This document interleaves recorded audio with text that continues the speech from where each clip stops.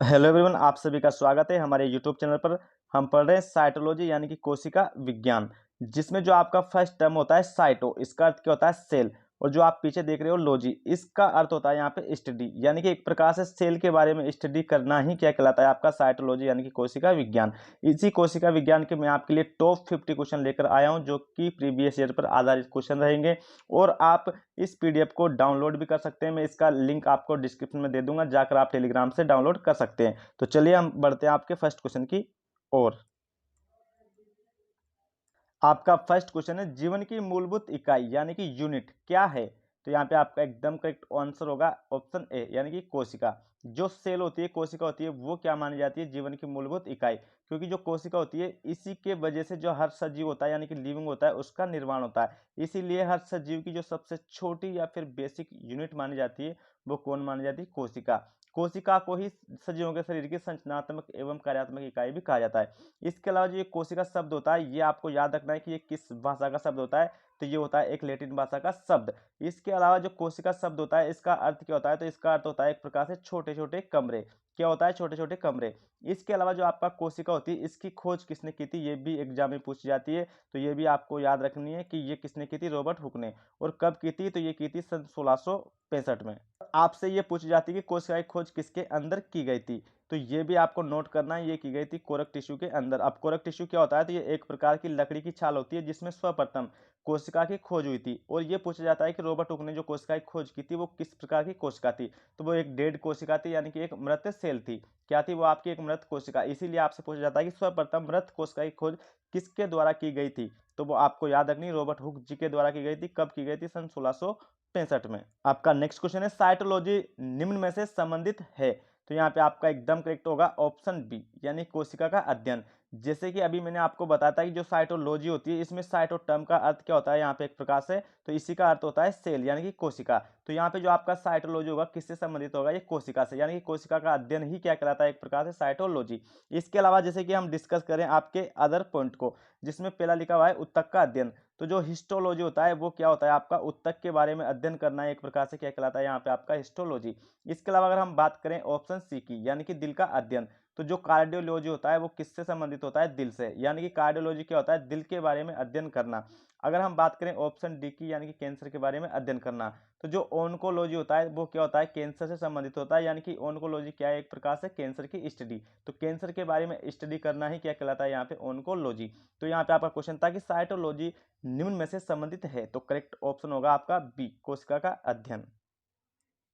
आपका next question है, भारतीय कोशिका विज्ञान के जनक कौन हैं। तो यहाँ पे आपका एकदम करेक्ट आंसर होगा ऑप्शन सी, ए के शर्मा। जो ए के शर्मा है यानी कि अरुण कुमार, वो क्या है, भारतीय कोशिका विज्ञान के जनक। यानी कि जो सेल होती है कोशिका, उस पर भारत के जो वैज्ञानिक थे जिन्होंने सबसे ज्यादा काम किया, उनका नाम क्या था, ए के शर्मा। इसके अलावा अगर हम डिस्कस करें अदर ऑप्शन को, जैसे फर्स्ट ऑप्शन में लिखा हुआ है अरस्तु।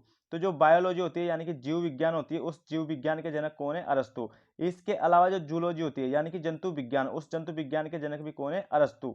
इसके अलावा अगर हम बात करें ऑप्शन बी के रॉबर्ट हुक की, तो मैंने आपको बताया था जो सेल है कोशिका उसकी खोज सर्वप्रथम किसने की थी, रॉबर्ट हुक ने की थी। इसके अलावा अगर हम बात करें ऑप्शन डी की, यानी कि स्वानसन की, तो ये कौन है, तो ये भी आपको नोट करना है। जो आधुनिक कोशिका विज्ञान होती है, क्या होती है आपकी आधुनिक कोशिका विज्ञान, उसके जनक कौन है, स्वानसन। और इनके द्वारा एक बुक भी लिखी गई थी, वो भी आपको याद रखनी है, उस बुक का नाम था द सेल। तो पूरी कोशिका के ऊपर ही इन्होंने एक बुक लिख दी थी, द सेल। तो ये थे कौन, आधुनिक कोशिका विज्ञान के जनक। तो भारतीय कोशिका विज्ञान के जनक कौन है, तो यहाँ पे आपका एकदम करेक्ट होगा ऑप्शन सी यानी कि ए के शर्मा। आपका नेक्स्ट क्वेश्चन है, कोशिका सिद्धांत किसने प्रतिपादित किया। वेरी इंपॉर्टेंट क्वेश्चन है। तो यहाँ पे आपका एकदम करेक्ट होगा ऑप्शन सी यानी कि स्लाइडेन और स्वान। तो स्लाइडेन और स्वान ऐसे वैज्ञानिक थे जिन्होंने कोशिका सिद्धांत क्या है एक प्रकार से आपको दिया था।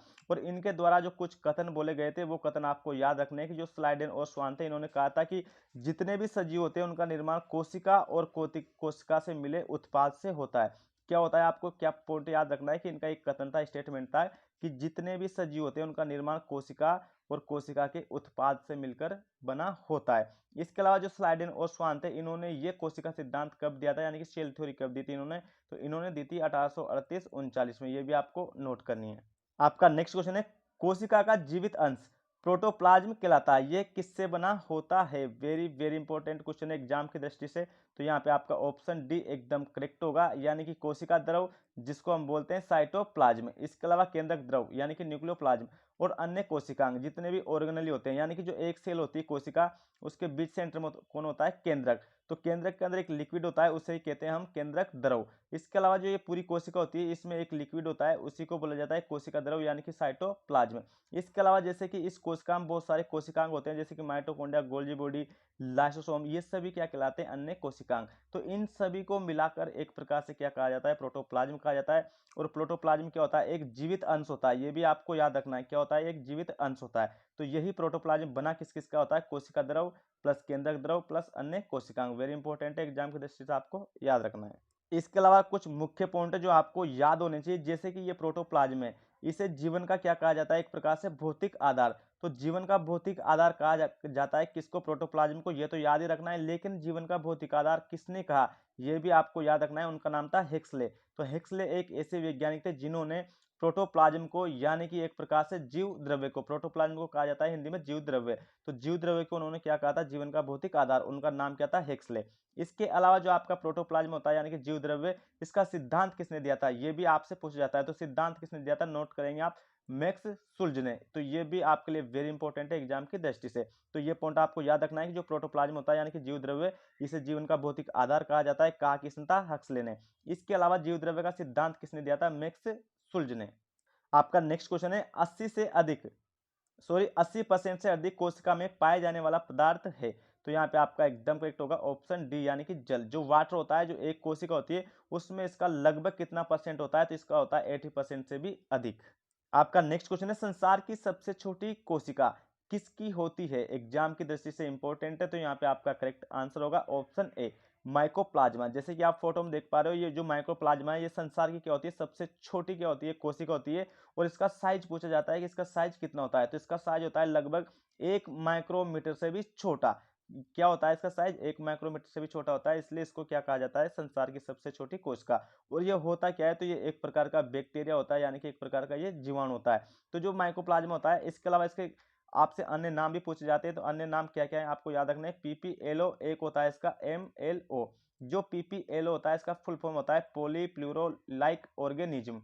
और जो आपका एमएलओ होता है उसका मतलब होता है मोलिकुल लाइक ऑर्गेनिज्म। तो ये इसके अन्य नाम है। इसके अलावा इसको कहा जाता है जंतु जगत का जोकर, और क्या कहा जाता है इसको, पादप जगत का जोकर। तो ये पॉइंट भी आपके लिए इंपॉर्टेंट है, आप याद रखेंगे। इसके अलावा जैसे कि हम अदर ऑप्शन को डिस्कस करें, जैसे कि ऑप्शन बी में लिखा हुआ है न्यूरॉन। तो जो न्यूरॉन होती है, ये मानव के शरीर की क्या होती है, आपकी सबसे बड़ी कोशिका होती है। मानव शरीर की सबसे बड़ी जो कोशिका होती है वो कौन सी होती है, न्यूरॉन, या फिर हम कह सकते हैं तंत्रिका तंत्र। और ये किसकी सेल होती है, तो ये होती है हमारे ब्रेन की। इसके अलावा जैसे कि ऑप्शन सी में देख सकते हैं आप, लाल रक्त कोशिका। तो ये मानव शरीर की सबसे छोटी रक्त कोशिका होती है। इसके अलावा जैसे कि ऑप्शन डी में लिखा हुआ है शुक्राणु, जिसे हम बोलते हैं स्पर्म। तो ये मानव शरीर की सबसे छोटी क्या होती है, एक प्रकार से प्रजनन कोशिका। तो ये प्रजनन कोशिका होती है, जबकि लाल रक्त कोशिका आपकी क्या होती है, रक्त कोशिका। तो ये रक्त कोशिका सबसे छोटी होती है, ये प्रजनन कोशिका सबसे छोटी होती है। और जो न्यूरॉन होता है मानव शरीर की क्या होती है, सबसे बड़ी कोशिका। और माइकोप्लाज्मा संसार की सबसे छोटी होती है, और कितनी होती है, 1 माइक्रोमीटर से भी छोटी। आपका नेक्स्ट क्वेश्चन है, कोशिका सिद्धांत का अपवाद किसे माना जाता है। वेरी वेरी इंपॉर्टेंट क्वेश्चन है। तो यहाँ पे आपका एकदम करेक्ट होगा ऑप्शन ए, यानी कि विषाणु, जिसे बोला जाता है वायरस। तो वायरस को कोशिका सिद्धांत का अपवाद माना जाता है। जैसे कि कोशिका सिद्धांत किसने दिया था, स्लाइडेन और स्वान ने। कब, 1838-39 में, मैंने आपको ये बताया था। इसके अलावा मैंने बताया था कि उनका कथन क्या था, स्टेटमेंट क्या था। तो उनका कथन था कि सभी सजीव कोशिका और कोशिका के उत्पाद से मिलकर बने होते हैं, यही कहा था मैंने आप सभी को। तो जो कोशिका सिद्धांत होता है, कहीं ना कहीं ये अपवाद क्यों है, यानी कि इस लाइन को ये फॉलो नहीं करता होगा, इसीलिए वायरस को कोशिका सिद्धांत का अपवाद माना जाता है। अब क्यों माना जाता है ये देखते हैं। जैसे कि ये वायरस होता है, जब तक ये हमारी बॉडी से बाहर होता है, या हम कह सकते हैं मिट्टी में पड़ा होता है, तब तक इसको हम क्या मानते हैं, निर्जीव। एक प्रकार से निर्जीव की फॉर्म में होता है। लेकिन जैसे ही इसको एक सजीव शरीर मिलता है, तो ये क्या हो जाता है, एक प्रकार से सजीव हो जाता है। तो इसको सजीव और निर्जीव के बीच की संयोजी कड़ी भी कहा जाता है। ये भी पॉइंट आपको याद रखना है, एग्जाम में पूछा जाता है कि सजीव और निर्जीव के बीच की कड़ी किसको कहा जाता है, तो वो कहा जाता है वायरस को। इसके अलावा इससे एक पॉइंट और बनता है कि जो वायरस होते हैं, जैसे कि आप फोटो में देख पा रहे हो, इनके अंदर किसकी मौजूदगी देखी जाती है, तो इनके अंदर या तो डीएनए होता है, या फिर क्या होता है, आरएनए। ये दोनों एक साथ नहीं होते, कई बार एग्जाम में आया हुआ क्वेश्चन है। तो आपको याद रखना है कि जो वायरस होता है, उनके अंदर या तो आरएनए पाया जाएगा, या फिर क्या पाया जाएगा, एक प्रकार से डीएनए। तो ये माना जाता है आपका कोशिका सिद्धांत का अपवाद। आपका नेक्स्ट क्वेश्चन है, मानव शरीर की सबसे बड़ी एवं लंबी कोशिका। जैसे मैंने आपको अभी बताई थी तंत्रिका तंत्र, या फिर हम बोल सकते हैं एक प्रकार से न्यूरॉन, जैसे कि आप फोटो में देख पा रहे हो। तो ये मानव शरीर की सबसे लंबी क्या होती है, आपकी एक प्रकार से कोशिका होती है। और होती किसकी है ये, तो मैंने आपको बताई थी ब्रेन की, यानी कि हमारे दिमाग की। इसके अलावा अगर हम बात करें अदर ऑप्शन को, जैसे कि फर्स्ट में दे रखा है ऑप्शन ए में अंडाणु, जिसे बोला जाता है ओवा, ये सिर्फ फीमेल में पाई जाती है। तो ये मानव शरीर की सबसे बड़ी प्रजनन कोशिका होती है। क्या होती है ये आपकी सबसे बड़ी प्रजनन कोशिका। इसके अलावा जैसे हम बात करें ऑप्शन बी की, यानी कि शतुरमुर्ग का अंडा, तो ये होती है आपकी संसार की सबसे बड़ी कोशिका। कौन, आपका शतुरमुर्ग का अंडा। और जो शतुरमुर्ग का अंडा होता है, इसका आपसे साइज भी पूछा जाता है, तो इसका साइज होता है 130 से लेकर 170 माइक्रोमीटर। ये वेरी इंपॉर्टेंट है, आपको नोट करना है। इसके अलावा जैसे कि हम ऑप्शन डी को देखते हैं, श्वेत रक्त कोशिका, जिसे बोला जाता है एक प्रकार से WBC। तो ये क्या होती है, मानव रक्त की सबसे बड़ी कोशिका होती है। ये मानव रक्त की जो सबसे बड़ी कोशिका होती है वो कौन होती है, WBC। और जो मानव रक्त की सबसे छोटी कोशिका होती है वो कौन होती है, RBC, यानी कि रेड ब्लड सेल, और इसे बोला जाता है व्हाइट ब्लड सेल। तो आपको याद रखना है कि मानव शरीर की सबसे बड़ी एवं लंबी कोशिका कौन होती है, तो वो होती है न्यूरॉन या फिर तंत्रिका तंत्र। आपका नेक्स्ट क्वेश्चन है, निम्न में से कौन एक कोशिकीय जीव है। वेरी वेरी इंपॉर्टेंट क्वेश्चन है। तो यहाँ पे आपका एकदम करेक्ट होगा ऑप्शन डी, यानी कि सभी। जैसे कि एक कोशिकीय जीव क्या होते हैं, ऐसे जीव जिनमें एक कोशिका होती है। क्या होती है आपकी, एक कोशिका होती है, या फिर मैं कह सकता हूँ एक ही प्रकार की कोशिका हो, ऐसे जीव आपके एक कोशिकीय जीव कहलाते हैं। जैसे कि जो आपका अमीबा होता है, ये भी एक कोशिकीय जीव होता है। इसके अलावा जो युग्निला होता है, ये भी एक कोशिकीय जीव होता है। और जो आपका ऑप्शन सी में दे रखा है पैरामोसियम, ये सभी क्या होते हैं, आपके एक कोश के जीव होते हैं। इसलिए आपका ऑप्शन डी करेक्ट होगा। इसके अलावा एक नाम और है आपका नील हरित शैवाल। जो नील हरित शैवाल होते हैं वो भी क्या होते हैं, आपके एक कोश के जीव, जिनको बोला जाता है एक प्रकार से साइनोबैक्टीरिया। तो ये पॉइंट पे आपको नोट करना है कि जो साइनोबैक्टीरिया होता है, यानी कि नील हरित शैवाल, ये भी क्या होते हैं, एक कोशिकीय जीव। इसके अलावा जैसे कि आपके आते हैं बहुकोशिकीय जीव। तो बहुकोशिकीय का अर्थ होता है जिनमें एक से अधिक कोशिका होती है। जैसे कि पादप कोशिका होती है, जंतु कोशिका होती है, मानव की कोशिका होती है। ये सब कोशिकाएं कैसी होती है, आपकी बहुकोशिका। आपका नेक्स्ट क्वेश्चन है, कोशिका भित्ति किससे बनी होती है। तो यहाँ पे आपका करेक्ट होगा ऑप्शन सी, सेल्यूलोज। यानी कि जैसे कि आप प्लांट सेल देख पा रहे हो फोटो में, तो ये जो प्लांट सेल होती है एक प्रकार से कोशिका भित्ति, जो इसकी सेल वॉल यानी कि प्लांट सेल देख पा रहे हो, इनके अंदर ही पाई जाती है एक प्रकार से सेल वॉल यानी कोशिका भित्ति। तो ये कोशिका भित्ति बनी किसकी होती है, ये बनी होती है सेल्यूलोज की। और जो कोशिका भित्ति होती है ये सिर्फ प्लांट में पाई जाती है, यानी कि पादप में पाई जाती है, जंतुओं में ये बिल्कुल भी नहीं पाई जाती। ये पॉइंट पे आपको नोट करना है। और बनी किसकी होती है, ये सेल्यूलोज की। आपका नेक्स्ट क्वेश्चन है, कवक की कोशिका भित्ति। यहाँ पे देख पा रहे हो आप कवक, जिसको हम बोलते हैं एक प्रकार से फंगी या फंजाई। तो जो कवक होता है उसकी कोशिका भित्ति किसकी बनी होती है, काइटिन की। वेरी इंपॉर्टेंट है, आपको याद रखना है किसकी बनी होती है, काइटिन की। और जो शैवाल होते हैं जिनको हम बोलते हैं एलगी, तो जो एलगी होते हैं उनकी कोशिका भित्ति किसकी बनी होती है, तो यहाँ पे लिखा हुआ है आपको सेल्यूलोज की। इसके अलावा जीवाणु, जिसको बोला जाता है एक प्रकार से बैक्टीरिया, यानी कि जैसे कि आप फोटो में देख पा रहे हो ये क्या एक बैक्टीरिया है। तो इनकी जो कोशिका भित्ति होती है वो किसकी बनी होती है, पेप्टिडोग्लाइकेन की। ये एग्जाम में पूछा जा चुका है। इसके अलावा जैसे कि नोट में लिखा हुआ है कि कोशिका भित्ति पादपों में पाई जाती है, जंतुओं में नहीं, जैसे कि मैंने आपको बताई थी। इसके अलावा जो ये एक बैक्टीरिया होता है, जो फोटो में आप देख पा रहे हो, इससे कुछ पॉइंट बनते हैं। जैसे कि जो ये बैक्टीरिया होता है इसके ऊपर आप क्या देख पा रहे हो, सेल वॉल, ये यहाँ पे लिखा हुआ है। तो जो सेल वॉल होता है यानी कि एक प्रकार से तो ऊपरी परत यहाँ पे इस प्रकार से जो कांटे कांटे लगे होते हैं उसको क्या बोला जाता है, तो उसको बोला जाता है कैप्सूल। ये पूछा जाता है कैप्सूल किसका भाग है, तो ये होता है जीवाणु का।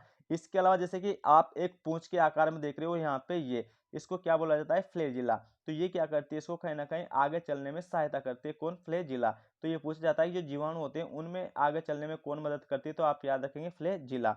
और जो ये एक प्रकार से जीवाणु होता है, इसका जो डीएनए होता है ना पूरी कोशिका में क्या है कि एक प्रकार से ये फैला हुआ रहता है, कहीं ना कहीं असुरक्षित रहता है। तो जो जीवाणु होता है उसके डीएनए को क्या बोला जाता है, तो ये आपको नोट करना है, वेरी इंपॉर्टेंट है, न्यूक्लियोड। तो एक प्रकार से मैं ये भी कह सकता हूँ कि जो प्रोकैरियोटिक प्रकार की कोशिकाएं होती है उनका जो डीएनए कोशिका में पड़ा होता है, यानी कि साइटोप्लाज्म पड़ा होता है, उसको क्या कहा जाता है, तो उसको कहा जाता है न्यूक्लियोड। और जो प्रोकैरियोटिक कोशिका होती है उसी का उदाहरण माना जाता है एक प्रकार से जीवाणु।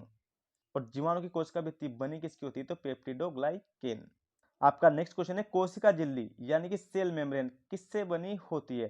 तो यहाँ पे आपका करेक्ट आंसर होगा ऑप्शन है, यानी कि फॉस्फोलिपिड। और इसमें क्या होते हैं, आपकी कुछ प्रोटीन भी होती है। तो प्रोटीन प्लस फॉस्फोलिपिड इन दोनों की बनी होती है कोशिका झिल्ली यानी कि सेल मेम्ब्रेन, जो सिर्फ किस में पाई जाती है, जंतुओं में। इसके अलावा ये पादप में भी पाई जाती है। तो पादप और जंतु दोनों में पाई जाती है सेल मेम्ब्रेन यानी कि कोशिका झिल्ली, और बनी किसकी है, फॉस्फोलिपिड प्लस प्रोटीन की। आपका नेक्स्ट क्वेश्चन है, कोशिका झिल्ली शब्द किसने दिया, जैसे कि आपने अभी देखी थी कोशिका झिल्ली बनी किसकी थी, फोस्फोलिपिड प्लस प्रोटीन की, तो ये सब दिया था क्रेमर ने। कौन सा कोशिका झिल्ली, जिसे हम बोलते हैं सेल मेम्ब्रेन या फिर प्लाज्मा मेम्ब्रेन, तो ये सब दिया गया था क्रेमर के द्वारा। अगर हम बात करें ऑप्शन बी की गार्टर की, तो इन्होंने जो कोशिका झिल्ली होती है उसकी क्या की थी, खोज की थी। ये बात भी आपको याद रखनी है। इसके अलावा जैसे कि आपका ऑप्शन डी में लिखा हुआ है रॉबर्ट हुक, तो जो सेल होती है यानी कि कोशिका, उसकी खोज किसने की थी, रॉबर्ट हुक ने की थी। कब की थी, सन 1665 में। किसके अंदर की थी, कोरक टिश्यू के अंदर। और किस प्रकार की कोशिका थी ये, तो ये थी आपकी एक प्रकार से मृत कोशिका। और जो रॉबर्ट हुक थे इनके द्वारा एक बुक लिखी गई थी, उसका नाम क्या था, माइक्रोग्राफिया। आपका नेक्स्ट क्वेश्चन है प्लाज्मा मेम्ब्रेन की मोटाई कितनी होती है, तो मैंने अभी बताया था आपको जो प्लाज्मा मेम्ब्रेन होती है इसे ही बोला जाता है एक प्रकार से सेल मेम्ब्रेन यानी कि कोशिका झिल्ली। तो कोशिका झिल्ली की जो मोटाई पूछी गई है यहाँ पे, तो आपका ऑप्शन डी एकदम करेक्ट आंसर होगा, यानी कि 75 एंगस्ट्रॉम से 1.5 नैनोमीटर, और आपका जो होता है 0.007 माइक्रोमीटर। ये तीनों में ही आपकी जो मापन में ये पूछ ली जाती है, प्लाज्मा मेम्ब्रेन या फिर सेल मेम्ब्रेन। तो आपका ऑप्शन डी एकदम करेक्ट आंसर होगा। केंद्रक यानी कि न्यूक्लियस के खोजकर्ता कौन हैं, तो यहाँ पे आपका एकदम करेक्ट होगा ऑप्शन सी रॉबर्ट ब्राउन। जो रॉबर्ट ब्राउन थे उन्होंने क्या की थी, एक प्रकार से केंद्र की खोज की थी, और कब की थी, सन 1831 में। और किसके अंदर की थी, तो ये इन्होंने की थी पादप के अंदर यानी कि प्लांट के अंदर, और उस प्लांट का नाम क्या था, निम्पिया। तो निम्पिया एक ऐसा पादप था जिसके अंदर केंद्र की खोज की गई थी, और कब की गई थी, सन 1831 में। किसके द्वारा की गई थी, रॉबर्ट ब्राउन के द्वारा। इसके अलावा केंद्र के कुछ मोस्ट फोर्ट आपको याद रखना है, एक प्रकार से इंपॉर्टेंट है एग्जाम की दृष्टि से, कि जो केंद्रक होता है कोशिका का क्या माना जाता है, ये ब्रेन यानी कि जो सेल होती है उसका जो दिमाग कहा जाता है वो किसको कहा जाता है, केंद्रक को ही कहा जाता है। इसके अलावा केंद्रक को ही कोशिका का क्या बोलते हो आप, मैनेजर। अब ये क्यों बोला जाता है, क्योंकि जो केंद्रक होता है ना, ये एक प्रकार से कोशिका का नियंत्रण कक्ष होता है। इसको नियंत्रण कक्ष भी कहा जाता है। क्यों कहा जाता है, क्योंकि ये पूरी कोशिका पर क्या करता है, कंट्रोल करता है यानी कि नियंत्रण करता है, और यही पूरी कोशिका को मैनेज करता है, इसलिए इसको कोशिका का मैनेज भी कहा जाता है। इसीलिए इसको क्या कहा जाता है, कोशिका का दिमाग। इसकी खोज किसने की थी, रॉबर्ट ब्राउन ने। अगर हम बात करें अदर ऑप्शन की, जैसे कि आपके ऑप्शन ए में है गोटर, तो मैंने बताया था कि जो आपकी सेल मेम्ब्रेन होती है यानी कोशिका झिल्ली होती है उसकी खोज किसने की थी, गोटर ने। अगर हम बात करें ल्यूवेनहोक की, इसके अलावा आपको याद रखनी है कि जो ल्यूवेनहोक थे इसने किस किस की खोज की थी, तो फर्स्ट की थी इन्होंने आरबीसी की यानी कि रेड ब्लड सेल की। इसके अलावा इन्होंने की थी प्रोटोजोआ की खोज, किसकी की थी, प्रोटोजोआ की खोज। इसके अलावा इन्होंने की थी स्पर्म की यानी कि शुक्राणु की।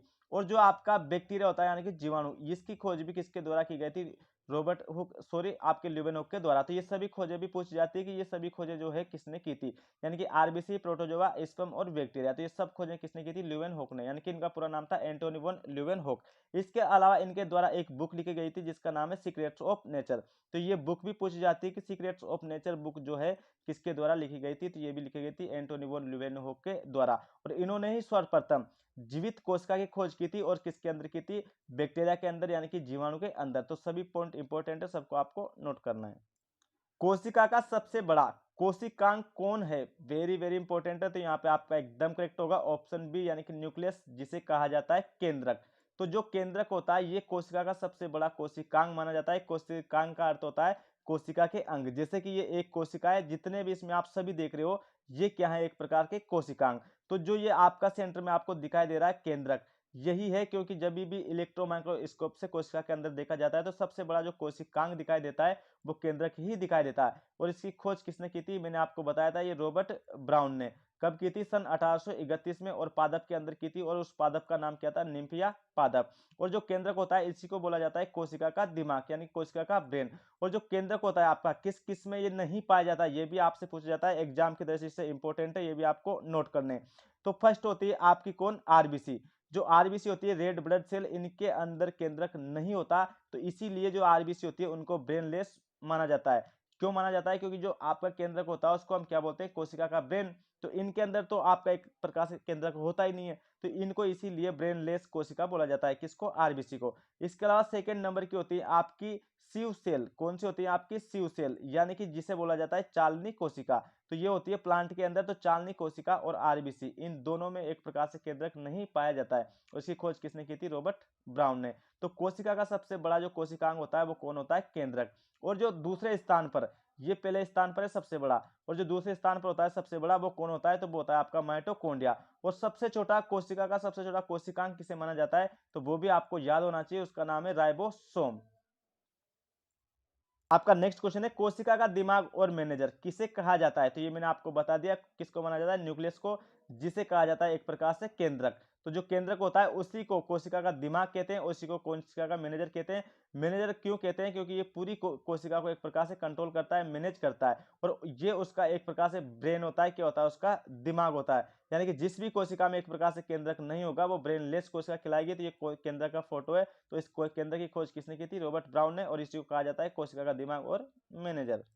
और जो ये केंद्रक होता है इसी के अंदर होते हैं आपके डीएनए आरएनए। तो जो डीएनए आरएनए होता है ना वो भी किसके अंदर इनकी मौजूदगी देखी जाती है? तो वो भी देखी जाती है एक प्रकार से केंद्रक के अंदर। आपका नेक्स्ट क्वेश्चन है न्यूक्लियस के बारे में अध्ययन करना क्या कहलाता है? तो न्यूक्लियस का अर्थ होता है यहाँ पे एक प्रकार से केंद्रक। तो यही आपसे पूछा जा रहा है केंद्रक के बारे में अध्ययन करना क्या होता है? तो केंद्रक के बारे में अध्ययन करना कहलाता है आपका कैरियोलॉजी। क्या कहलाता है? कैरियोलॉजी। क्योंकि जो कैरियो टर्म होता है इसका अर्थ होता है एक प्रकार से केंद्रक, और लॉजी का अर्थ होता है एक प्रकार से अध्ययन करना। तो केंद्रक के बारे में अध्ययन करना कैरियोलॉजी कहलाता है, जैसे कि आपका ऑप्शन बी में दे रखा है। इसके अलावा जैसे कि हम अदर ऑप्शन को डिस्कस करते हैं, आपका ऑप्शन ए में दे रखा है ऑन्कोलॉजी। तो जो कैंसर होता है कैंसर के बारे में अध्ययन करना है क्या कहलाता है? ऑन्कोलॉजी। अगर हम बात करें ऑप्शन सी की यानी कि टेक्नोलॉजी, तो जो बाल होते हैं हमारे हेयर उनके बारे में स्टडी करना क्या कहलाता है? टेक्नोलॉजी। इसके अलावा अगर हम बात करें ऑप्शन डी की यानी कि डर्मेटोलॉजी, तो जो हमारी स्किन होती है यानी कि त्वचा, तो त्वचा के बारे में अध्ययन करना है क्या कहलाता है? आपका डर्मेटोलॉजी। तो ये भी आपको याद रखना है कि जो केंद्रक होता है यानी कि न्यूक्लियस उसके बारे में अध्ययन करना क्या कहलाता है? तो वो कहलाता है आपका कैरियोलॉजी।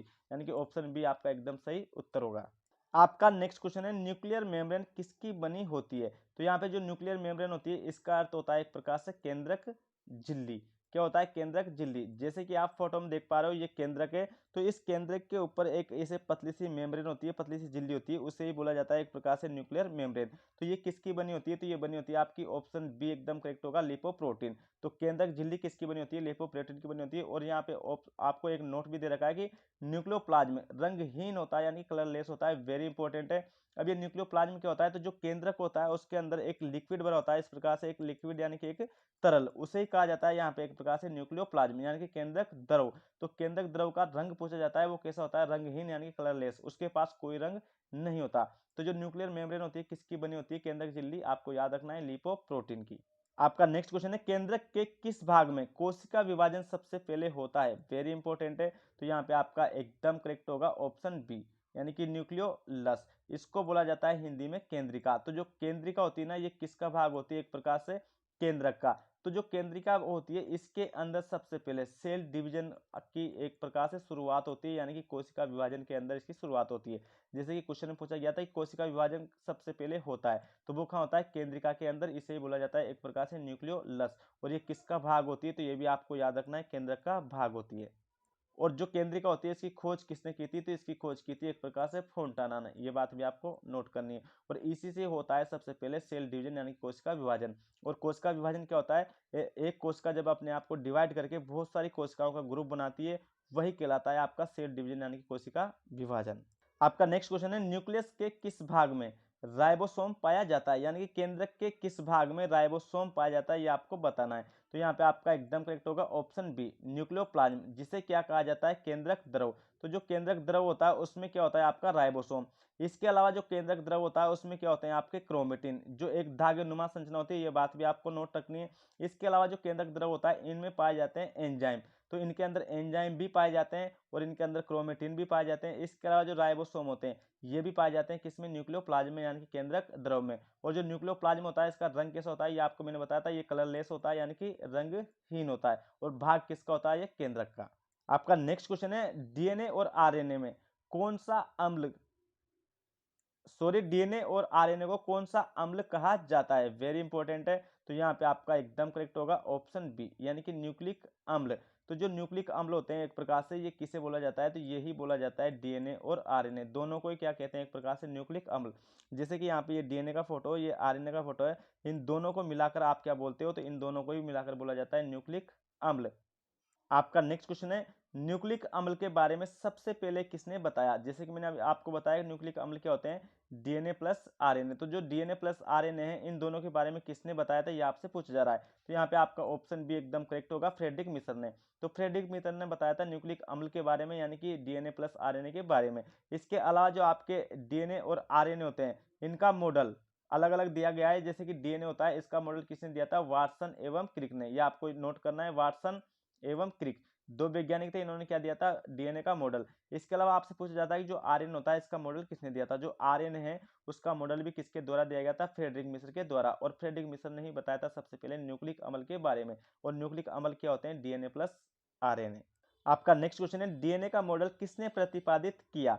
तो यहाँ पे आपका ऑप्शन बी एकदम करेक्ट होगा, वाटसन एवं क्रिक ने। जैसे कि मैंने आपको बताया था, तो जो डीएनए होता है उसका मॉडल दिया किसने था, वाटसन एवं क्रिक ने। अब मॉडल का अर्थ क्या होता है, जैसे कि आप डीएनए की संरचना देख पा रहे हो, तो इस प्रकार से डीएनए में डबल हेलिक्स संरचना होती है, यानी कि द्विकुंडली संरचना होती है। तो एक प्रकार से द्विकुंडली संरचना के बारे में बताना ही एक प्रकार का मॉडल कहलाता है। तो आपको ये पॉइंट भी नोट करना है कि जो डीएनए होता है उसके अंदर कितनी कुंडलियां पाई जाती है, आपकी डबल, यानी कि दो। तो जो द्विकुंडलित होता है वो कौन होता है, आपका डीएनए। इसके अलावा जैसे कि आरएन होता है, ये होता है आपका एक कुंडलित, यानी कि सिंगल कुंडलित। तो ये पॉइंट भी आपको याद रखना है कि जो आरएन होता है वो एक कुंडलित होता है, जबकि जो डीएनए होता है वो क्या होता है, आपका द्विकुंडलित। और इसकी जो आपको मॉडल दिया था, एक प्रकार से संरचना के बारे में बताया था, वो किसने बताया था, तो वो बताया था आपको वाटसन एवं क्रिक ने। आपका नेक्स्ट क्वेश्चन होगा, डीएनए पाया जाता है। जैसे कि डीएनए की आपने संरचना देखी थी, तो यहाँ पे पूछा जा रहा है कि डीएनए किस किस में होता है। तो ये एग्जाम की दृष्टि से इंपॉर्टेंट है, आपको याद रखना है। यहाँ पे ऑप्शन डी आपका एकदम करेक्ट होगा, यानी कि जो केंद्रक होता है न्यूक्लियस, उसमें तो डीएनए पाया ही पाया जाता है। इसके अलावा जो माइटोकॉन्ड्रिया होता है,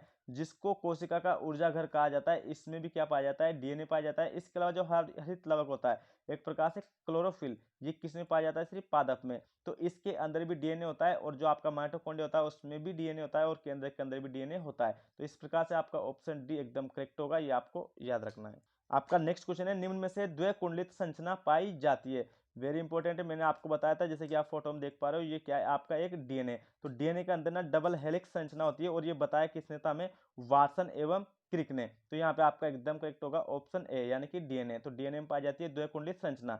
जबकि मैंने आपको आरएनए की बताई थी, आरएनए की इस प्रकार से एक सिंगल हेलिक्स संरचना होती है, यानी कि एक कुंडलित संरचना होती है।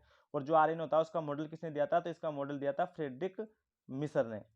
आपका नेक्स्ट क्वेश्चन है, आरएनए की उपस्थिति देखी जा सकती है, यानी कि आरएनए कहाँ कहाँ पाया जाता है, आपको ये बताना है। तो यहाँ पे आपका जो केंद्रक होता है उसमें भी आरएनए पाया जाता है। इसके अलावा जो कोशिका द्रव होता है, यानी कि जो एक कोशिका होती है उसमें एक लिक्विड बना होता है, उसको वही कहलाता है आपका साइटोप्लाज्म, यानी कोशिका द्रव। तो इसमें भी आरएनए पाया जाता है। इसके अलावा एक होती है आरईआर, जिसकी फुल फॉर्म होती है रफ एंडोप्लाज्मिक रेटिकुलम, यानी कि खुदरी अंतःपर्दवीय जालिका। तो इन सभी में क्या पाया जाता है, आरएनए। इसलिए आपका ऑप्शन डी एकदम सही होगा। इसके अलावा आपको एक नोट दे रखा है कि न्यूक्लिक अम्ल, यानी कि डीएनए प्लस आरएनए किसके बने होते हैं, तो ये बने होते हैं न्यूक्लियोटाइड के। ये वेरी वेरी इंपॉर्टेंट क्वेश्चन है, कई बार पूछा हुआ है। जो डीएनए प्लस आरएनए होते हैं, या फिर हम कह सकते हैं न्यूक्लिक अम्ल होते हैं, ये किसके बने होते हैं, तो ये बने होते हैं न्यूक्लियोटाइड के। इसके अलावा मैंने आपको बताया था कि न्यूक्लिक अम्ल के बारे में सबसे पहले बताने वाले वैज्ञानिक कौन थे, तो उनका नाम था फ्रेडरिक मिसर। और जो न्यूक्लिक अम्ल होते हैं, इनका निर्माण किससे होता है, तो इनका निर्माण होता है क्रोमेटिन से। ये इंपॉर्टेंट पॉइंट है, ये भी आपको नोट करना है। और क्रोमेटिन होती क्या है, तो एक धागेनुमा संरचना होती है, और क्रोमेटिन पाई किस में जाती है, न्यूक्लियोप्लाज्म, यानी कि केंद्रक द्रव में। आपका नेक्स्ट क्वेश्चन है, केंद्रक यानी कि न्यूक्लियस में पाया जाता है। तो यहाँ पे आपका एकदम करेक्ट होगा ऑप्शन है, यानी कि नाइट्रोजन। ये एग्जाम में आया हुआ क्वेश्चन है। जिस प्रकार से जो डीएनए होता है उसमें क्या होता है, एक प्रकार से सॉरी, आपका जो केंद्रक होता है उसमें क्या होता है, डीएनए। तो डीएनए में क्या होता है कि कुछ आपके नाइट्रोजन युक्त क्षार होते हैं, जैसे कि एडेनिन, थाइमिन, साइटोसिन और गुआनिन। जो ये क्षार होते हैं, ये कैसे क्षार होते हैं, आपके नाइट्रोजन युक्त क्षार होते हैं। इसलिए पूछा जाता है कि जो केंद्रक होता है, जैसे कि केंद्रक के बीच में मैंने क्या बताया था आपको, केंद्रक में ही पाए जाते हैं एक प्रकार से डीएनए आरएनए। तो इसी प्रकार से क्वेश्चन पूछा जाता है कि जो केंद्रक होता है उसमें क्या पाया जाता है, तो उसमें पाया जाता है नाइट्रोजन। क्यों, क्योंकि केंद्रक के अंदर होता है डीएनए, और डीएनए में होते हैं नाइट्रोजन युक्त क्षार।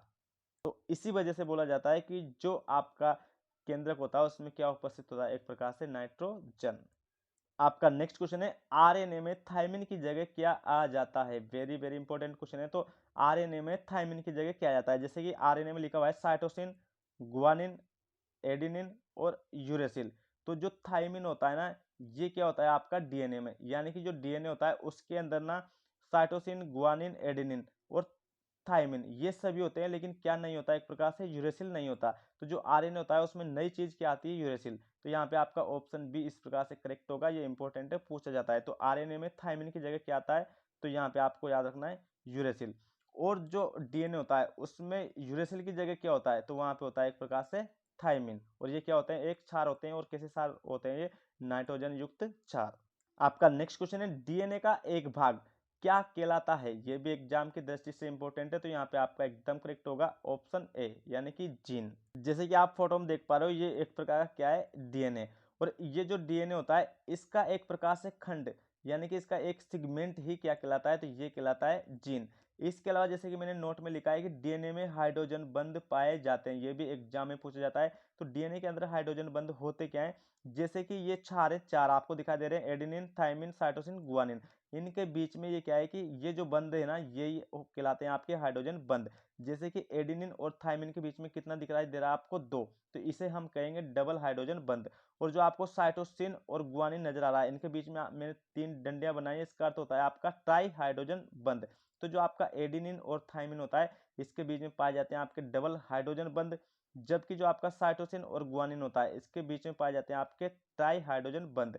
तो जो डीएनए होता है उसमें बंध कौन से होते हैं? आपके हाइड्रोजन। और जो एडेनिन और थाइमिन है, साइटोसिन और गुआनिन है, इनके बीच में भी आपको याद रखना है, एडेनिन थाइमिन के बीच डबल है, और जबकि साइटोसिन और गुआनिन के बीच में कितने आपके? ट्राई।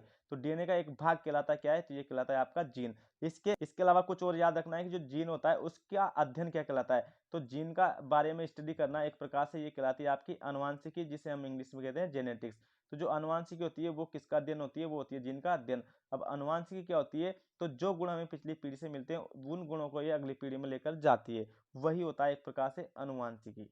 इसके अलावा आपसे पूछा जाता है कि जो अनुवांशिकी होती है उसके फादर कौन है? तो इसके फादर होते हैं ग्रेगर जॉन मेंडल। ये पॉइंट आपको नोट करना है, एग्जाम में सीधा पूछा जाता है। आपका नेक्स्ट क्वेश्चन है, कौन सा आरएनए मुख्य रूप से प्रोटीन का उत्पादन करता है? एग्जाम की दृष्टि से वेरी इंपॉर्टेंट है। तो जो आपका ऑप्शन सी में लिखा हुआ है आरआरएनए, तो ये जो आरआरएनए होता है ये क्या करता है? एक प्रकार से प्रोटीन का निर्माण करता है। क्योंकि जो आरएनए होता है इसका मुख्य काम क्या होता है? प्रोटीन का निर्माण करना। लेकिन आरएनए होते हैं आपके 3 प्रकार के। जैसे कि ऑप्शन ए में लिखा हुआ है एमआरएनए, ये क्या होता है आपका? एक प्रकार से तो ये होता है एक मैसेंजर आरएनए। जबकि जो आपका टीआरएनए होता है ये क्या होता है? एक प्रकार से ट्रांसफर आरएनए। और जो आपका आरआरएनए होता है ये क्या करता है? आपका प्रोटीन का निर्माण करता है। तो जब भी कोशिका को जरूरत होती है तो प्रोटीन बनाता है आरआरएनए, लेकिन उसको ट्रांसफर करता है टीआरएनए, और उनको मैसेज कौन देता है? आपका एमआरएनए। तो इनमें से मुख्य आरएनए होता है आपका ऑप्शन सी यानी कि आरआरएनए, और यही करता है प्रोटीन का निर्माण। इसके अलावा जैसे कि नोट में मैंने कुछ लिखा है आपके लिए कि प्रोटीन बनने की अंतिम प्रक्रिया ट्रांसलेशन या फिर अनुलेखन कहलाती है। तो ये भी इंपॉर्टेंट है, एग्जाम की दृष्टि से आपको याद रखना है कि जो प्रोटीन बनने की अंतिम प्रक्रिया होती है ये क्या होती है? आपकी एक प्रकार से ट्रांसलेशन। क्या कहलाती है? ट्रांसलेशन, जिसे हिंदी में कहा जाता है अनुलेखन। इसके अलावा जैसे कि सेकेंड पॉइंट है आपका, डीएनए में स्टोन प्रोटीन पाई जाती है, आरएनए में नहीं। तो जो डीएनए होता है उसमें स्टोन प्रोटीन पाई जाती है, जबकि जो आरएनए होता है उसमें स्टोन प्रोटीन नहीं पाई जाती। मानव में कितने जोड़ी गुणसूत्र पाए जाते हैं? तो यहाँ पे आपका एकदम करेक्ट होगा ऑप्शन बी यानी कि 23 जोड़ी। अगर हम बात करें कुल, तो कुल होते हैं आपके 46। इसके अलावा जो गुणसूत्र होते हैं क्रोमोजोम, इनकी जो खोज है वो किसने की थी? ये आपको नोट करनी है। तो उनका नाम था पुरकिंजे। इसके अलावा जो गुणसूत्र होते हैं ये नामकरण किसने दिया था? यानी कि क्रोमोजोम जो हम नाम लेते हैं, ये नामकरण किसके द्वारा किया गया था? तो ये किया गया था वाल्डेयर के द्वारा। किसके द्वारा किया गया था? ये वाल्डेयर के द्वारा। इसके अलावा इनकी खोज किसने की थी? पुरकिंजे ने। और ये जो गुणसूत्र होते हैं हमेशा ये किस में होते हैं? पेयर में, यानी कि ये हमेशा जोड़ों में ही पाए जाते हैं। और होते कितने? ये 23 जोड़ी। और जो कोश आपका एक प्रकार से गुणसूत्र होते हैं ये दिखाई कब देते हैं? वेरी इंपॉर्टेंट क्वेश्चन है, ये एग्जाम में पूछा जाता है। तो ये सिर्फ कब दिखाई देते हैं? सेल डिवीजन के समय, यानी कि जब भी हमारी कोशिका में कोशिका विभाजन हो रहा होता है, यानी कि एक कोशिका जब अपने आप को डिवाइड कर रही होती है, उसी समय कौन दिखाई देते हैं? गुणसूत्र। तो ये सिर्फ जब भी विजुअल होते हैं जब सेल डिवीजन होता है हमारी कोशिका के अंदर। इसके अलावा इसकी खोज पुरकिंजे ने की थी, नामकरण वाल्डेयर ने दिया था। और ये हमारे शरीर में होते कितने हैं? तो ये होते हैं 23 जोड़ी। इसके अलावा आपको एक याद रखना है, मटर। मटर में कितने जोड़ी गुणसूत्र पाए जाते हैं ये आपसे पूछा जाता है। तो इसमें पाए जाते हैं आपके 7 जोड़ी, यानी कि कुल 14 गुणसूत्र। आपका नेक्स्ट क्वेश्चन है, गुणसूत्र यानी कि क्रोमोसोम की खोज किसने की? तो ये भी आपको मैंने बताया थी ऑप्शन ए यानी कि पुरकिंजे। तो पुरकिंजे एक ऐसे वैज्ञानिक थे जिन्होंने किसकी खोज की थी? गुणसूत्र की, यानी क्रोमोसोम की। और जो गुणसूत्र होते हैं इनका कार्य क्या होता है? तो इनका कार्य इंपॉर्टेंट है, आपको याद होना चाहिए। तो लड़का होगा या लड़की, लड़का होगा या लड़की, ये तय कौन करते हैं? तो ये गुणसूत्र ही तय करते हैं। इसके अलावा जो वाल्डेयर थे इन्होंने ये नामकरण किया था एक प्रकार से गुणसूत्र का। और जो आपके फ्रेडरिक मिसर हैं, तो मैंने क्या बताया था, जो आरएनए होता है आपका, तो आरएनए का मॉडल किसने दिया था? फ्रेडरिक मिसर ने। और जो न्यूक्लिक अम्ल होते हैं यानी कि डीएनए प्लस आरएनए, इनके बारे में सबसे पहले किसने बताया था? वो भी बताया था फ्रेडरिक मिसर ने। इसके अलावा जैसे कि ऑप्शन डी में दे रखा है आपको वाटसन, तो जो डीएनए का मॉडल है वो किसने दिया था? वाटसन एवं क्रिक ने। इसके अलावा कुछ नोट है जो आपको याद रखने की, गुणसूत्र केवल कोशिका विभाजन के समय दिखाई देते हैं, यह मैं आपको बता चुका हूं कि जो क्रोमोसोम होते हैं सिर्फ कब दिखाई देते हैं, कोशिका विभाजन के समय।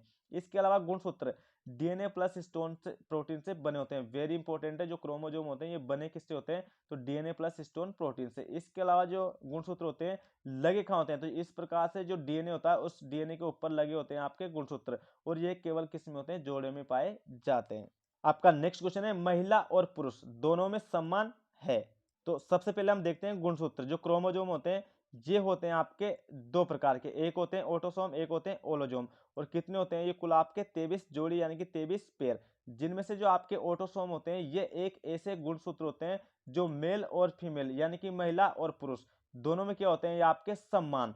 कौन से, ऑटोसोम। और जो ओलोसोम होते हैं ये क्या होते हैं, महिला और पुरुष दोनों में अलग अलग होते हैं, डिफरेंस होते हैं। और जो ऑटोसोम होते हैं ये कुल कितने होते हैं, तो ये होते हैं 22 पेयर। जबकि जो ओलोसोम गुणसूत्र होते हैं ये कितने होते हैं, आपके 1 पेयर। इन दोनों को मिलाकर ही बोलते हैं हम 23 जोड़ी गुणसूत्र। तो जो ऑटोसोम है ये महिला और पुरुष दोनों में समान होते हैं। तो यही क्वेश्चन आपसे पूछा गया था कि महिला और पुरुष दोनों में समान है, तो यहाँ पे आपका ऑप्शन है एकदम करेक्ट होगा, ऑटोसोम।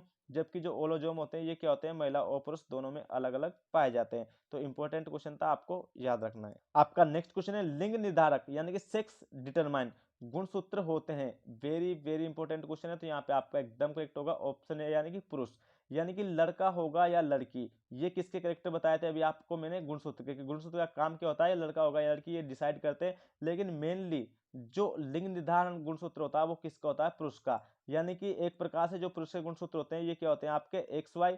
जबकि जो एक फीमेल होती है, एक महिला होती है, उसके गुणसूत्र क्या होते हैं, आपके एक्स एक्स। तो जो पुरुष होता है उसी का गुणसूत्र आपका डिसाइड करता है कि लड़का होगा या लड़की। आपका नेक्स्ट क्वेश्चन है, मच्छर में कितने जोड़ी गुणसूत्र पाए जाते हैं। तो यहाँ पे आपका एकदम करेक्ट होगा ऑप्शन ए 3 जोड़ी। यानी कि जो कुल 6 गुणसूत्र होते हैं ये किस में पाए जाते हैं, मच्छर में। इसके अलावा आपसे एक क्वेश्चन और पूछा जाता है कि जो मच्छर होते हैं उनमें कितने दांत होते हैं। तो मच्छर में होते हैं 47 दांत। ये भी इंपॉर्टेंट है, एग्जाम के दृष्टि से ये भी पूछा जाता है। इसके अलावा अगर हम डिस्कस करें अदर ऑप्शन को, जैसे कि ऑप्शन बी में लिखा हुआ 23 जोड़ी, तो मैंने बताया था कि जो मनुष्य का शरीर होता है, मनुष्य में कितने जोड़ी गुणसूत्र पाए जाते हैं, तो उनमें पाए जाते हैं 23 जोड़ी।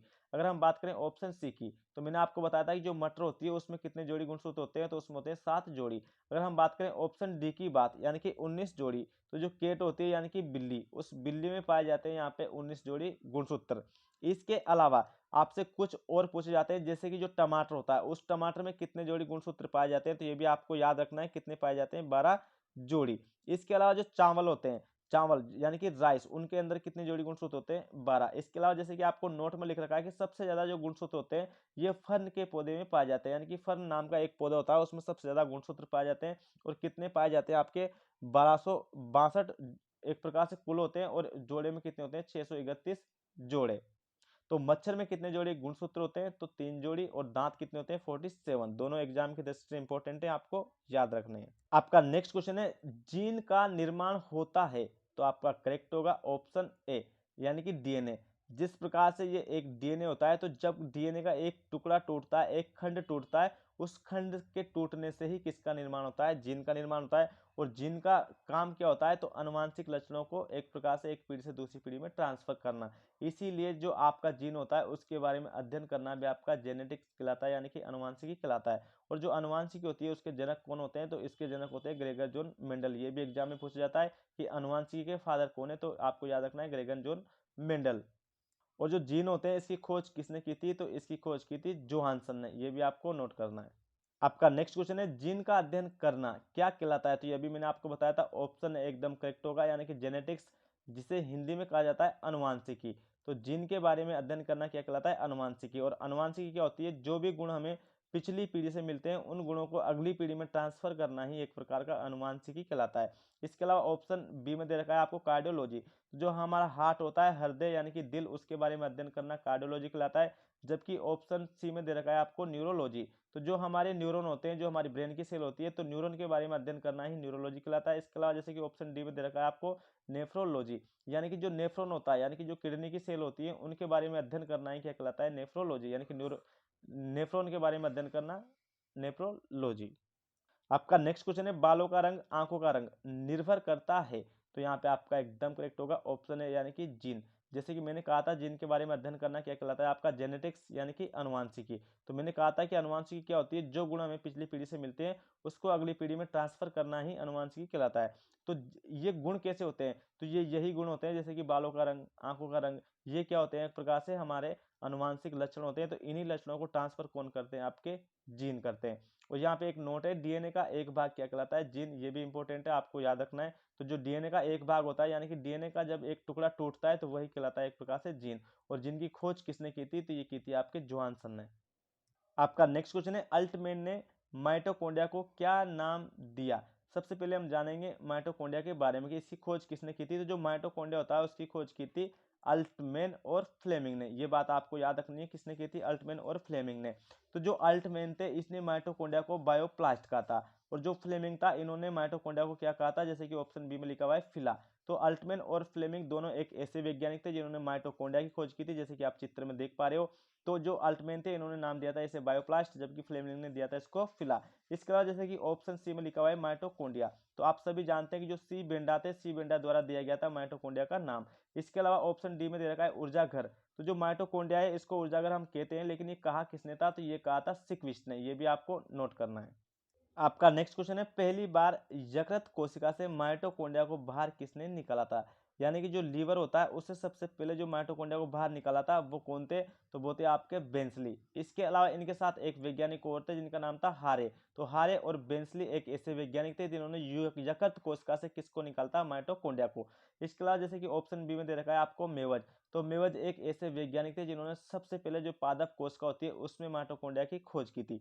इसके अलावा जैसे कि ऑप्शन सी दे रखा है आपको पेटजियस। तो जो पेटजियस एक ऐसे वैज्ञानिक थे जिन्होंने माइटोकॉन्ड्रिया को क्या कहा था, एक प्रकार से सार्की सोम। क्या नाम दिया था इन्होंने, सार्की सोम। इसके अलावा जैसे कि ऑप्शन डी में आपको दे रखा है होक स्लून। तो ये वेरी वेरी इंपॉर्टेंट है आपका। जो माइटोकॉन्ड्रिया होती है ये क्या होती है, एक प्रकार से कोश के श्वसन का स्थान। यानी कि जो माइटोकॉन्ड्रिया होती है उसके अंदर क्या होता है, कोश के श्वसन होता है। तो ये किसने हमें बताया था, ये बताया था होक स्लून ने। अब जो कोश के श्वसन होता है इसमें कोश के कार्य होता है कोशिका के अंदर होने वाला श्वसन। तो इसी श्वसन के माध्यम से बनती है ऊर्जा, और इसीलिए कोशिका को कहा जाता है ऊर्जा घर। और कितनी ऊर्जा बनती है, तो ये बनती है 38 एटीपी। जो एटीपी होती है एक प्रकार से यही क्या होती है, हमारी ऊर्जा होती है। और एटीपी की फुल फॉर्म होती है एडिनोसाइन ट्राइफॉस्फेट। आपका नेक्स्ट क्वेश्चन है, निम्न में से किस कोशिका के अंदर का कोशिका माना जाता है। यानी कि जो कोशिका होती है एक प्रकार से कोशिका के साथ कोशिका, या फिर मैं क्या कह सकता हूं, कोशिका के अंदर कोशिका, कोशिका के साथ कोशिका। तो ये कोशिका के साथ कोशिका किसे बोला जाता है, तो ये बोला जाता है, एक तो बोला जाता है माइटोकॉन्ड्रिया को, एक बोला जाता है क्लोरोप्लास्ट को। यानी कि यहाँ पे आपको ऑप्शन बी में दे रखा है क्लोरोप्लास्ट। जो क्लोरोप्लास्ट होता है इसको कोशिका के अंदर कोशिका क्यों बोला जाता है, क्योंकि जो क्लोरोप्लास्ट होता है इसके पास होता है खुद का डीएनए। और जिसके पास खुद का डीएनए होता है वो अपना 80% से अधिक काम स्वयं कर लेते हैं, इसलिए इनको कोशिका के अंदर कोशिका बोला जाता है। इसके अलावा क्या बोला जाता है, अर्ध स्वायत्त कोशिका। तो ये बोला जाता है क्लोरोप्लास्ट को, एक बोला जाता है माइटोकॉन्ड्रिया को। जैसे कि मैंने नोट में लिख रखा है कि माइटोकॉन्ड्रिया और क्लोरोप्लास्ट दोनों के पास खुद का डीएनए होता है, और राइबोसोम और कुछ प्रोटीन भी होते हैं, इसीलिए इनको अर्ध स्वायत्त कोशिका और कोशिका के साथ कोशिका भी कहा जाता है। आपका नेक्स्ट क्वेश्चन है, केंद्रक के अलावा कौन से कोशिकांग में डीएनए पाया जाता है। वेरी वेरी इंपॉर्टेंट क्वेश्चन है। तो यहाँ पे आपका एकदम करेक्ट होगा ऑप्शन डी, यानी कि सूत्र कणिका, जिसे बोला जाता है माइटोकॉन्ड्रिया। तो जो माइटोकॉन्ड्रिया होती है इसके पास क्या होता है, मैंने अभी आपको जस्ट बताया था, खुद का डीएनए होता है। तो यहाँ पे केंद्रक के अलावा कौन के पास और डीएनए होता है, तो आपको याद रखना है माइटोकॉन्ड्रिया के पास। इसके अलावा इसको क्या बोला जाता है, माइटोकॉन्ड्रिया को अर्ध स्वायत्त कोशिका का, और इसके अलावा क्या कहा जाता है, इसको ऊर्जा घर भी कहा जाता है। तो जो माइटोकॉन्ड्रिया होती है उसको हम क्या क्या बोलते हैं, एक तो बोलते हैं इसको अर्ध स्वायत्तकाय कोशिका। इसके अलावा क्या बोला जाता है, इसको ऊर्जा घर क्यों बोला जाता है, क्योंकि मैंने आपको बताया था इसके अंदर क्या बनती है, आपकी एटीपी यानी कि एडिनोसाइन ट्राइफॉस्फेट। और ये हमारे शरीर में किस रूप में होती है, तो ये होती है एक प्रकार से ऊर्जा के रूप में। और बनती किसके माध्यम से, ये कोश के श्वसन के माध्यम से। इसलिए जो माइटोकॉन्ड्रिया होती है उसे क्या कहा जाता है, कोश के श्वसन का स्थान। आपका नेक्स्ट क्वेश्चन है, यूकेरियोटिक कोशिकाओं की कोशिका झिल्ली यानी कि सेल मेम्ब्रेन किसकी बनी होती है। तो यहाँ पे आपका एकदम करेक्ट ऑप्शन होगा ऑप्शन बी, फोस्फोलिपिड।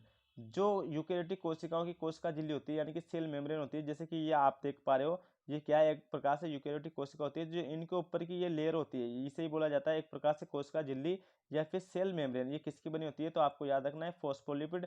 और ये किसकी, और इसके अलावा किसकी बनी होती है, प्लस प्रोटीन की। तो प्रोटीन प्लस फोस्फोलिपिड, इन दोनों की बनी होती है एक प्रकार से कोशिका झिल्ली यानी कि सेल मेम्ब्रेन, जिसे एक प्रकार से प्लाज्मा मेम्ब्रेन भी बोला जाता है। आपका नेक्स्ट क्वेश्चन है, पादप कोशिका किसकी उपस्थिति के कारण जंतु कोशिका से अलग है? तो यहाँ पे आपका ऑप्शन ए एकदम करेक्ट होगा, कोशिका भित्ति।